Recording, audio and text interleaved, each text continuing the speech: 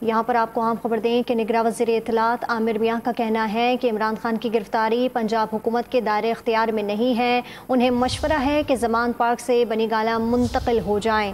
آپ کو اپڈیٹ کر رہے ہیں اس اہم خبر سے، بتا رہے ہیں کہ عمران خان کی گرفتاری صوبائی حکومت کے دائرے اختیار میں نہیں ہے۔ عمران خان کی گرفتاری صوبائی حکومت کے دائرے اختیار میں نہیں ہے، نگراں وزیر اطلاعات پنجاب کا ایسا کہنا ہے۔ اس پر مزید تفصیلات جانیں گے ڈان نیوز کے نمائندے عمر فاروق سے۔ عمر فاروق، مزید کیا تفصیلات ہیں، بتائیے گا۔ نگران وزیر اطلاعات عامر میر نے صحافیوں سے غیر رسمی گفتگو کی ہے، جس میں ان کا یہ کہنا تھا کہ عمران خان کی گرفتاری پنجاب حکومت کے دائرے اختیار میں نہیں ہے، تمام مقدمات وفاق میں ہیں۔ اسلام آباد پولیس نے معاونت مانگی تو ضرور دیں گے، عدالتی احکامات کی روشنی میں پنجاب حکومت عمل درآمد کرنے کی پابند ہے۔